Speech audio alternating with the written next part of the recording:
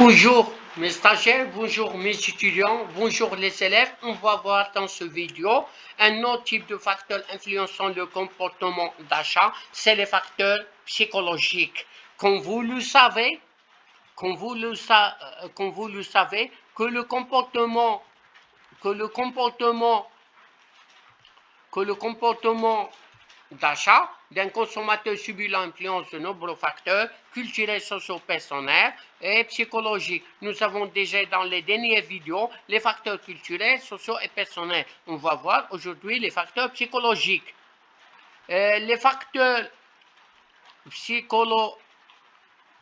psychologiques, il y a 4 mécanismes clés interviennent dans la psychologie d'un individu: la motivation, la perception, l'apprentissage et l'émergence de croyances et attitudes. Premièrement, la motivation. La motivation est une force psychologique positive qui pousse un individu à agir. Cet état résulte d'un besoin non satisfait et la motivation est donc un motif d'action pour satisfaire le besoin. Les concepts de besoin et de motivation sont très liés. Le besoin, c'est manque, étant une source de motivation, recherche de suppression de ce manque. On distingue différents types de motivation. Selon la classification de Harry Johannes, on retient 3 grandes catégories de motivation. Il y a la motivation hédoniste, il y a la motivation oblative et il y a les motivations d'auto-expression. Les motivations hédonistes qui ont pour objectif de se faire plaisir. Par exemple, achat d'une voiture puissante et confortable. Les motivations oblatives qui ont pour objectif de faire plaisir aux autres. Exemple, achat de bonbons pour ses enfants. Les motivations d'auto-expression qui ont pour objectif de s'affirmer, d'exprimer ce que l'on est. Exemple, achat de produits de luxe. Maintenant, on va voir un autre facteur psychologique, c'est les freins. Un frein est une force psychologique négative qui empêche un individu d'agir. C'est le contraire de motivation. Ça veut dire c'est l'inverse de motivation. On distingue différents types de freins d'achat. Il y a les inhibitions. Ça veut dire les phénomènes d'arrêt, de blocage qui relèvent de l'inconscient et dont le poids est difficile à surmonter. Par exemple, le refus d'acheter un vêtement trop voyant pour une personne timide. Il y a un autre type de frein, c'est les risques. Ce sont les incertitudes qui affectent l'acte d'achat. Exemple, risque d'acheter un pull jaune qui ne s'accommoderait pas avec aucun autre vêtement. Il y a un autre type de frein, c'est les peurs. Ce sont des craintes qui empêchent d'agir. Peur que l'achat de caméra vidéo ne compromette pas la fin du mois.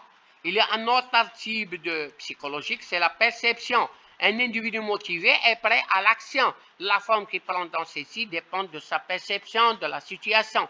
Ça veut dire la perception est le processus pour lequel un individu choisit, organise et interprète des éléments d'information externes pour construire une image cohérente du monde qui l'entoure. Plusieurs individus soumis au même stimulus peuvent en avoir des perceptions différentes selon l'environnement qui l'entoure et selon leurs caractéristiques personnelles. Maintenant, un autre type de facteur psychologique, c'est l'apprentissage. Lorsqu'il s'agit d'un individu surtout soumis aux effets directs et indirects de ses actes qui influencent son comportement ultérieur. On appelle apprentissage les modifications intervenues dans le comportement d'une personne à la suite de ses expériences passées. La plupart de nos comportements sont appris. La théorie de l'apprentissage s'appuie sur 5 concepts: le besoin, le stimulus, l'indice, la réponse et le renforcement. Maintenant, un autre type de facteur psychologique, c'est les attitudes. L'attitude est généralement définie comme une tendance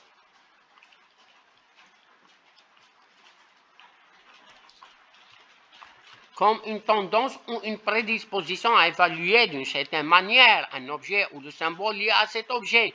Une attitude peut recourir à 3 groupes d'éléments. Éléments cognitifs, ça veut dire de croyance. Il correspond à l'idée que le consommateur se fait d'un produit. Exemple, je pense que les voitures allemandes sont de bonne qualité. Élément affectif, des sentiments. Il correspond à l'attirance ou la répulsion que le consommateur ressent vis-à-vis d'un produit donné. Ça veut dire des sentiments. Par exemple, je n'aime pas tellement les grosses voitures. Élément cognitif, ça veut dire une tendance à agir. Il correspond au passage à l'acte d'achat. Merci de votre attention et jusqu'à la prochaine vidéo. N'hésitez pas d'abonner pour recevoir d'autres vidéos. N'hésitez pas de poser des questions. Merci de votre attention.